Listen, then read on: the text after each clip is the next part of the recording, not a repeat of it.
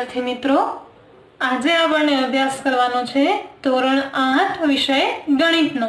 તો ગણિતની અંદર આપણે એક નવા પ્રકરણની શરૂઆત કરવા જઈ રહ્યા છીએ। પ્રકરણ નંબર 6 વર્ગ અને વર્ગમૂળ। તો હવે આપણે વર્ગ કઈ રીતે શોધવો, વર્ગમૂળ કઈ રીતે શોધવું એની ચર્ચા કરીએ એનાથી પહેલા આ વર્ગ અને વર્ગમૂળ શું છે એ સમજી લઈએ।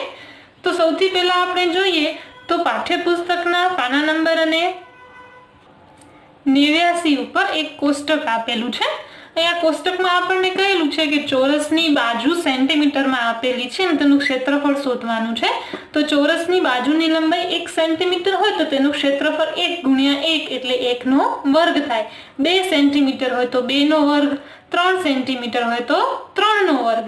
2 વખત ગુણાકાર 2 ગુણ્યા 2 એટલે 4, એને આપણે 2 ગુણ્યા 2 ને લખી શકીએ 2 નો વર્ગ। 3 जो बाजूનું माप 3 सेंटीमीटर हो तो 3 गुण्या 3, 3 तेरी 9 पण એને 3 ના વર્ગ સ્વરૂપે લખી શકાય। આમ જ્યારે કોઈ ચોરસની બાજુનું માપ a હોય તો એનું ક્ષેત્રફળ છે a ગુણ્યા a એટલે કે a નો વર્ગ એમ લખી શકાય। તો અહીંયા જે 4, 9, 25, 64 જેવી અન્ય સંખ્યાઓ છે એને આપણે કોઈ પણ એક સંખ્યાના 2 વખતના ગુણાકાર સ્વરૂપે રજૂ કરી શકતા હોઈએ છીએ। આવી સંખ્યાઓને કોઈ એક સંખ્યા લઈ ફરી એ જ સંખ્યા સાથેના ગુણાકારના સ્વરૂપમાં લખી શકાય।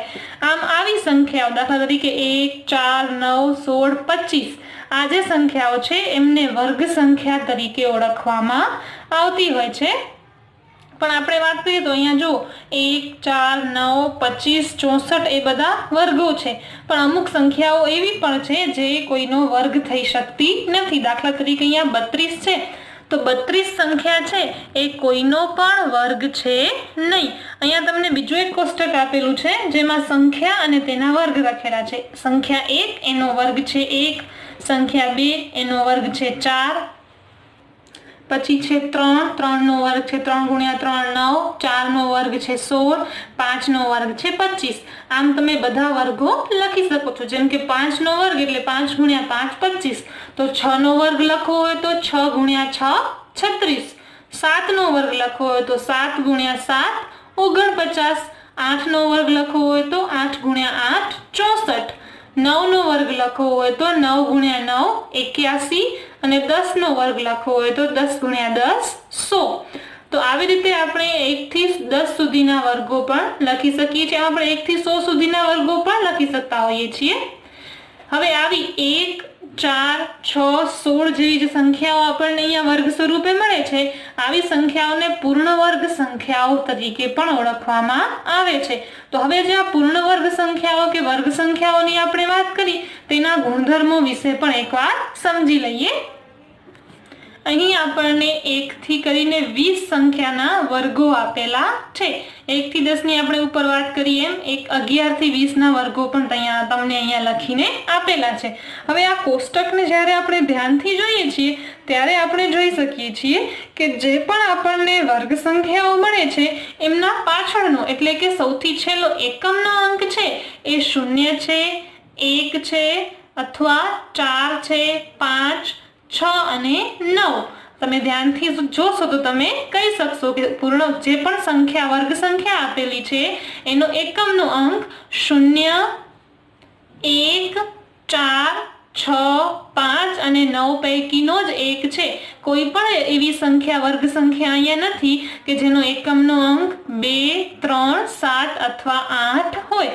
તો આના ઉપરથી આપણે કહી શકીએ કે જો આપેલી સંખ્યાનો એકમનો અંક 0, 1, 4, 5 કે 6 અથવા 9 હોય તો જ આપેલી સંખ્યા એ પૂર્ણ વર્ગ સંખ્યા હશે। પાઠ્યપુસ્તક પાના નંબર 91 ઉપર ફરીથી એક કોષ્ટક તમને દર્શાવેલ છે। આ કોષ્ટકમાં 1 થી 10, 11 થી 20, 21, 22, 23, 24, 25, 30, 35, 40, 45 ને 50 આટલી સંખ્યાઓના વર્ગની કિંમત આપેલી છે।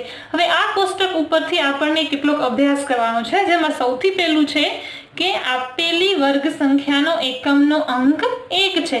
તો આમાંથી સૌથી પહેલા આપણને એવી સંખ્યાઓ પસંદ કરવાની છે જેનો એકમનો અંક 1 હોય। તો આપણે એક એક કરીને જોઈ લઈએ તો સંખ્યા 1, 81, 121, 361, 441। આ 1, 2, 3, 4 અને 5 સંખ્યાઓ એવી છે કે જેમનો એકમનો અંક છે એ એટલે કે છેલ્લો અંક છે 1 છે।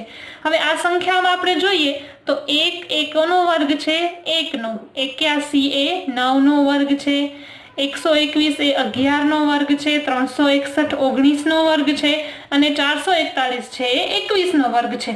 તો આ જ વસ્તુ તમને અહીંયા કોષ્ટકમાં લખીને આપેલી છે કે આ જેનો એકમનો અંક 1 છે એવી સંખ્યાઓ કોનો વર્ગ છે તો 1 9 11 19 ને 21। તો આ ઉપરથી આપણે શું કહી શકીએ છીએ કે જો કોઈ સંખ્યાનો એકમનો અંક 1 અથવા 9 હોય તો તેનો વર્ગ કરતા મળતી સંખ્યાનો એકમનો અંક 1 જ હોય। આ વાત ખાસ યાદ રાખવાની છે કે જો કોઈ સંખ્યાનો એકમનો અંક 1 અને 9 હોય તો એનો વર્ગ કરતા જે મળતી સંખ્યા છે એનો એકમનો અંક હંમેશા 1 હશે।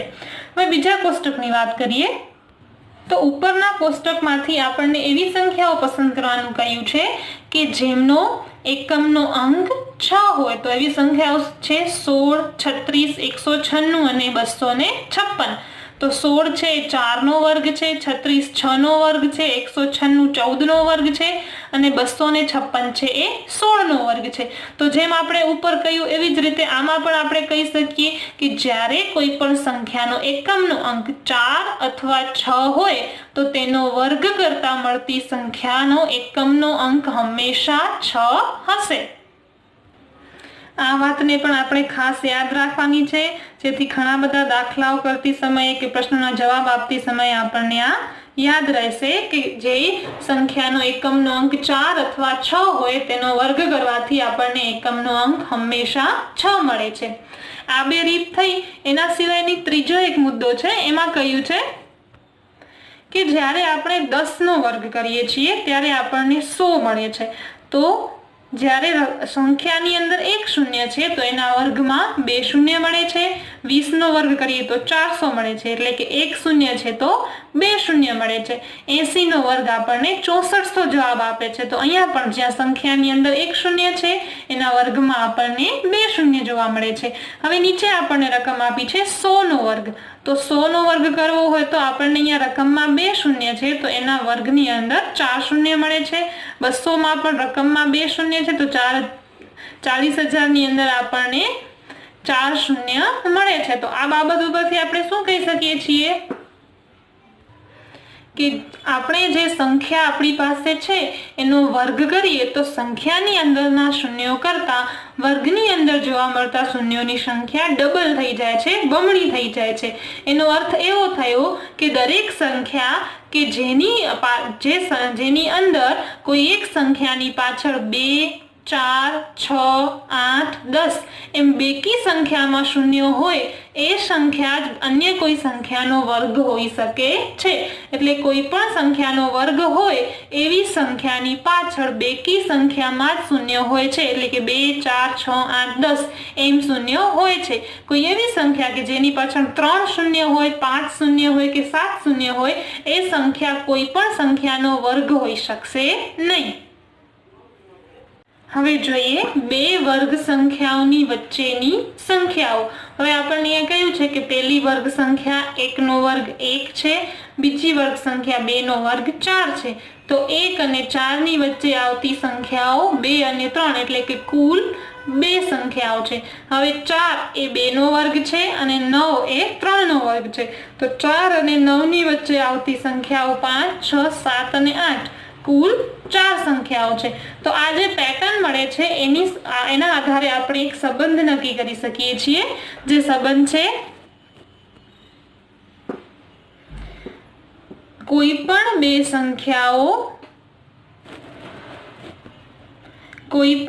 સંખ્યાઓ n અને n+ ના વર્ગો વચ્ચે આવતી પૂર્ણ વર્ગ ન હોય તેવી સંખ્યાઓ 2n હશે। આ વાત ખાસ યાદ રાખવાની છે। કોઈ પણ બે સંખ્યાઓ n અને n+1 ના વર્ગો વચ્ચે આવતી પૂર્ણ વર્ગ ન હોય તેવી સંખ્યાઓ 2n હશે।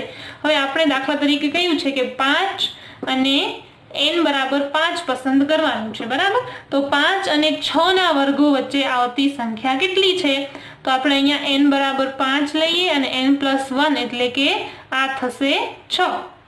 તો 5 અને 6 ની વચ્ચે આવતી સંખ્યાઓ માટે જવાબ આપણને મળવો જોઈએ 2n। તો n આપણે લીધું છે 5 એટલે 5 ગુણ્યા 2 બરાબર 10। તો આમ 5 અને 6 ના વર્ગો વચ્ચે આવતી પૂર્ણ વર્ગ ન હોય તેવી સંખ્યાઓ 10 છે।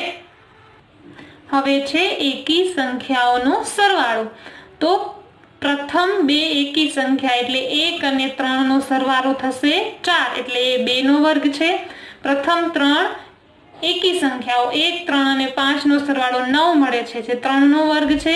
પછી 1, 2, 3 અને 4 પ્રથમ 4 એકી સંખ્યાઓનો સરવાળો 4 નો વર્ગ, પ્રથમ 5 એકી સંખ્યાઓનો સરવાળો 5 નો વર્ગ અને પ્રથમ 6 એકી સંખ્યાઓનો સરવાળો 6 નો વર્ગ। આ પેટર્ન છે એ લાંબે સુધી જળવાઈ રહે છે। દાખલા તરીકે એવું કહેવામાં આવે કે પ્રથમ 11 એકી સંખ્યાઓનો સરવાળો બરાબર 11 નો વર્ગ થશે। હવે આપણે શીખેલી બાબતોના આધારે આપણે ગણિત સ્વાધ્યાય પોથીની અંદર પ્રકરણ 6 ના કેટલાક પ્રશ્નોના જવાબ મેળવતા શીખીએ। સ્વાધ્યાય પોથી પાના નંબર 45 પ્રકરણ 6 વર્ગ અને વર્ગમૂળ। સૌથી પહેલા પ્રશ્નની સૂચના છે પ્રત્યેક વિધાન સાચું બને એ રીતે ખાલી જગ્યા પૂરો। તો પહેલો પ્રશ્ન છે વર્ગમૂળ દર્શાવવાનો ગાણિતિક સંકેત। તો વર્ગમૂળ દર્શાવવાનો ગાણિતિક સંકેત આ પ્રમાણેનો હોય છે। આને આપણે વાંચીએ છીએ વર્ગમૂળ। વર્ગમૂળની અંદર જો લખેલું હોય 25 તો એને વંચાશે વર્ગમૂળમાં 25। હવે અહીંયા પૂછ્યું છે 6 નો વર્ગ। તો આપણે જાણીએ છીએ એમ કોઈ પણ સંખ્યાનો વર્ગ એટલે એ જ સંખ્યાનો 2 વખતનો ગુણાકાર। તો 6 ગુણ્યા 6 એટલે 36। ત્રીજો પ્રશ્ન છે 49 નું વર્ગમૂળ શું છે? તો આના પ્રશ્નનો જવાબ કઈ રીતે આપવો? તો 49 છે એ કઈ બે સંખ્યાઓનો ગુણાકાર કરવાથી મળે છે? જેમ 6 ગુણ્યા 6 36 એટલે 6 નો વર્ગ 36 છે, તેમ 49 જવાબ છે એ કઈ એક જ સંખ્યાનો 2 વાર ગુણાકાર કરવાથી આવે છે? હા, તો એનો જવાબ આવશે 7। આપણે જાણીએ છીએ કે 7 ગુણ્યા 7 એટલે 49। પછી ચોથું છે વર્ગમૂળની અંદર 121। તો અત્યારે જ આપણે વાત કરી એમ કે કોઈ પણ સંખ્યાનો વર્ગમૂળ એટલે શું કે એવી એક સંખ્યા જેનો 2 વખત ગુણાકાર કરવાથી એ જવાબ મળે। તો અહીંયા વર્ગમૂળની અંદર 121 છે। તો હવે વર્ગમૂળ કઈ રીતે શોધવો એના માટે એક નાનકડી રીત સમજી લઈએ। જ્યારે પણ આપણને કોઈ એક સંખ્યાનું વર્ગમૂળ શોધવાનું કહ્યું હોય તો એના અવયવ પાડવા પડે। તો અહીંયા આપણી પાસે છે 121। હવે એના અવયવ કઈ રીતે પાડવા એ આપણે જાણીએ છીએ। તો આપણે જાણીએ છીએ કે 11 ગુણ્યા 11 એટલે 121 થશે અને 11 એકા 11। તો 121 બરાબર આપણે લખી શકીએ 11 ગુણ્યા 11। હવે અહીંયા આપણને કહ્યું છે વર્ગમૂળમાં 121 બરાબર 11 ગુણ્યા 11 લખી શકાય। હવે ખાસ ધ્યાન રાખજો જ્યારે વર્ગમૂળની અંદર 2 સમાન સંખ્યાઓ હોય તો એને આપણે લખીશું 11 નો વર્ગ સ્વરૂપે। બરાબર, 11 ગુણ્યા 11 એટલે 11 નો વર્ગ। આ વર્ગ અને વર્ગમૂળ એકબીજાના વિરુદ્ધ અથવા તો વ્યસ્ત હોવાથી કટ થઈ જાય છે અને આપણને 121 વર્ગમૂળનો છે એ જવાબ મળે છે માત્ર 11। એટલે 121 છે એ 11 નો વર્ગ હોવાથી વર્ગમૂળમાં 121 બરાબર 11 જવાબ આવશે। પછી પાંચમો પ્રશ્ન છે 9 નો વર્ગ। હવે કોઈ પણ સંખ્યાનો વર્ગ એટલે શું આપણે જાણીએ છીએ કે 9 નો વર્ગ એટલે 9 ગુણ્યા 9। તો 9 ગુણ્યા 9 એટલે 81। માટે 9 ના વર્ગનો જવાબ આવશે 81। પછી છઠ્ઠો પ્રશ્ન છે 15 નો વર્ગ અને 16 નો વર્ગ વચ્ચે પૂર્ણ વર્ગ ન હોય તેવી કુલ ખાલી જગ્યા સંખ્યાઓ છે। આ બાબત આપણે પાઠ્યપુસ્તકની અંદર હમણાં જ જોયેલી।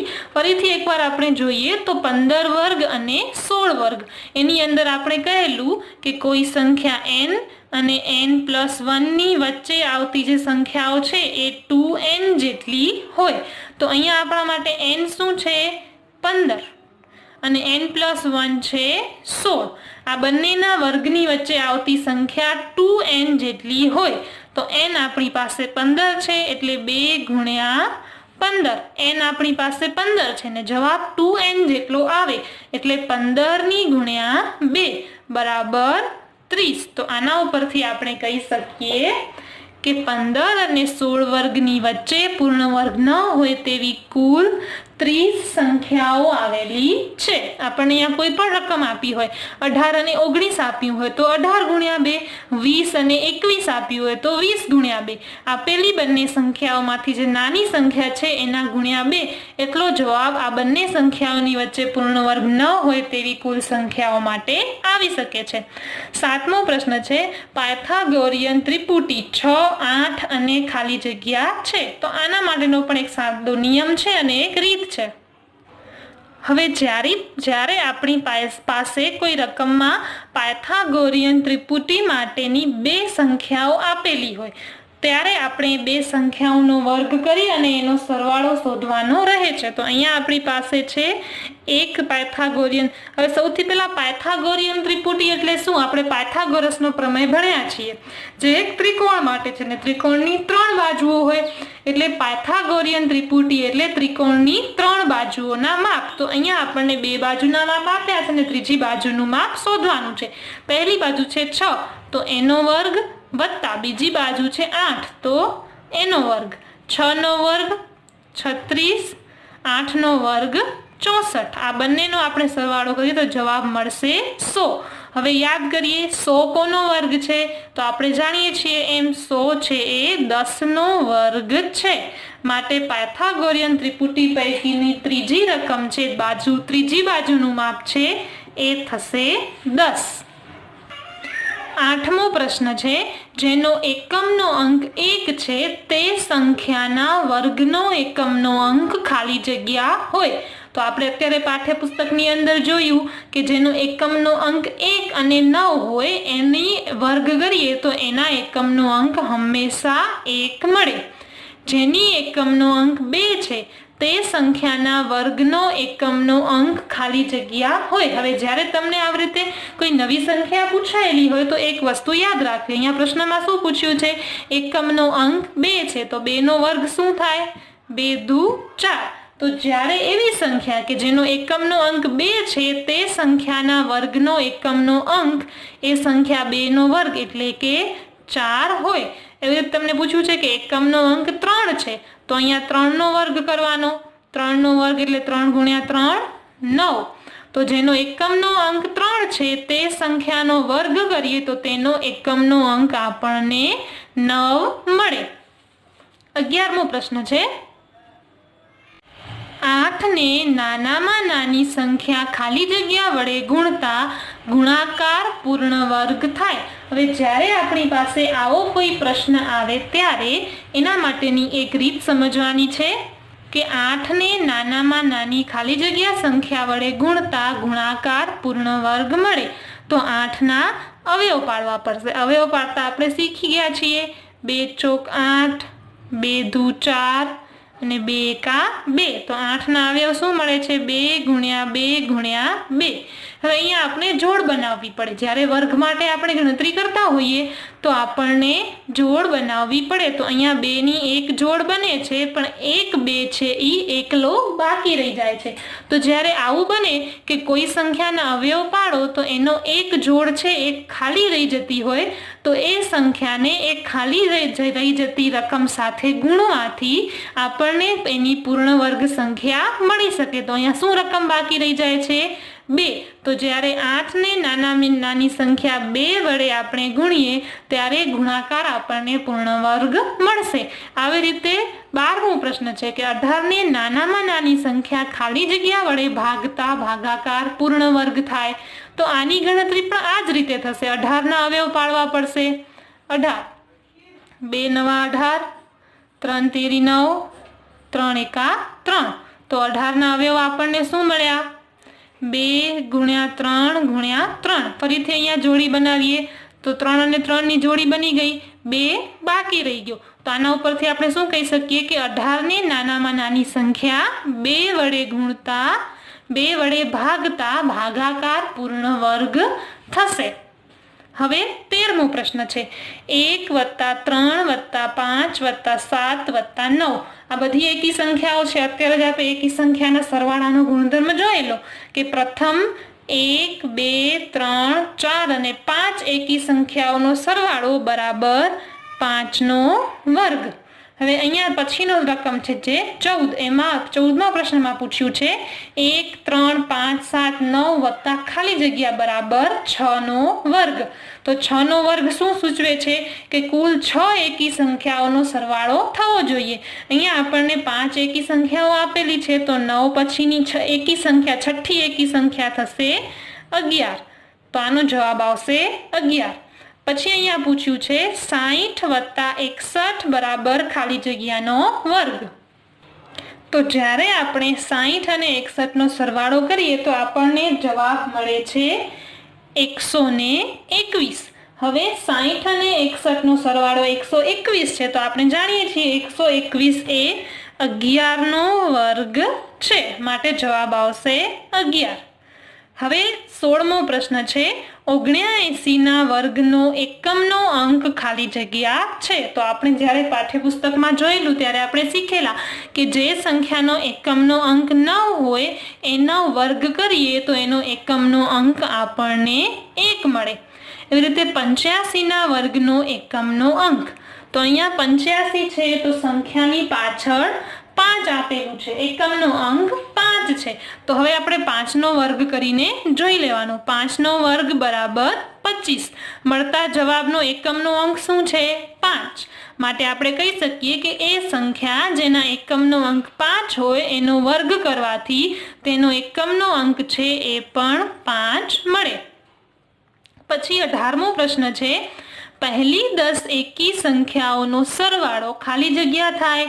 હવે આ નિયમ પણ આપણે જોયેલા, પહેલી 10 એકી સંખ્યાઓ કઈ છે એટલે પહેલી 10 એકી સંખ્યાઓનો સરવાળો આપણને કરવો હોય તો આપણે ઉપર જોયેલું એમ કે 5 સંખ્યાઓ હોય તો 5નો વર્ગ। તો અહીંયા 10 સંખ્યાઓ છે, 10 સંખ્યાઓ છે એટલે એનું થશે 10નો વર્ગ બરાબર 10 × 10 બરાબર 100।